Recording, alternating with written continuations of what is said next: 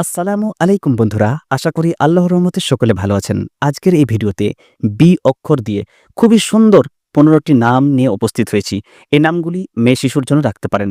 নামগুলি বলবো, পাশাপাশি অর্থ আপনাদের সামনে তুলে ধরব। মনে রাখতে হবে, সুন্দর নাম রাখা প্রত্যেক পিতামাতার প্রথম দায়িত্ব।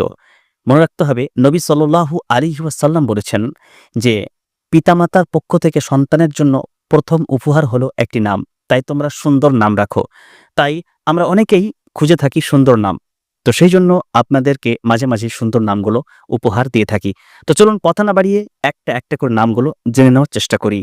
১ নম্বর বারিয়া, যার অর্থ শান্তিপূর্ণ বা প্রশান্তি।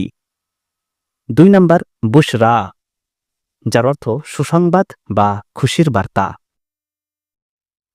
৩ নম্বর বানিন, যার অর্থ বুদ্ধিমতী বা বিচক্ষণ।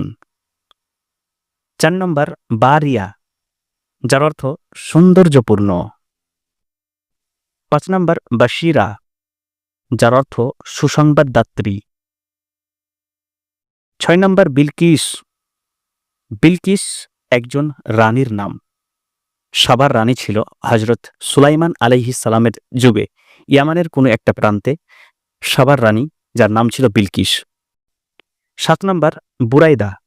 বুরাইদা শব্দের অর্থ হলো ঠান্ডা বা শান্ত। ৮ নম্বর বাইজা, যার অর্থ উজ্জ্বল বা শুভ্র।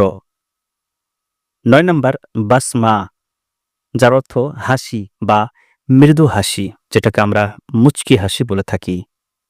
১০ নম্বর বেনাজির, যার অর্থ অনন্য, অতুলনীয়। ১১ নম্বর বাইদা, যার অর্থ দূরবর্তী।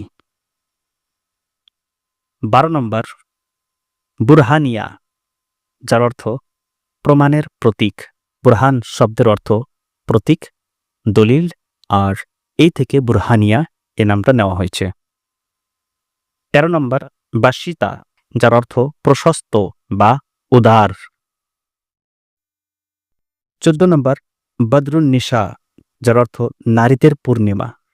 এখানে নারীদের পূর্ণিমা এমন তো আর হয় না, এটা তাসবি দেওয়া হয়েছে সৌন্দর্যের জন্য, যার অর্থ হয় নারীদের আদর্শ।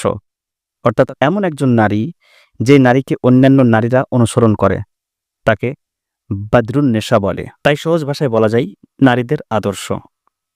১৫ নম্বর বাতুল, যার অর্থ নেককার নারী। হযরত ফাতিমা রাদিয়াল্লাহু তাআলা আনহার উপাধি ছিল বাতুল। খুবই সুন্দর এই নাম, চাইলে এই নামটি রাখতে পারেন। ১ থেকে ১৫ নম্বর পর্যন্ত যে নামগুলি বলেছি, নামগুলি খুবই সুন্দর। আশা করি এর মধ্যে থেকে আপনার পছন্দ হয়েছে। যদি পছন্দ না হয়, আমাদের চ্যানেলে দেখুন আরও সুন্দর সুন্দর ভিডিও রয়েছে।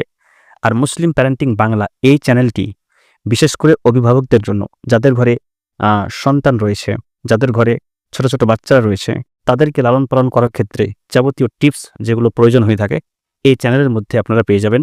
এবং তার সঙ্গে সঙ্গে যাবতীয় সমস্যার সমাধান এই চ্যানেলে আমরা দিয়ে থাকি, বিশেষ করে বাচ্চা রিলেটেড। তাই অভিভাবক যদি হয়ে থাকেন, চ্যানেলটি অবশ্যই সাবস্ক্রাইব করবেন, উপকৃত হবেন। তো সকলে ভালো থাকবেন।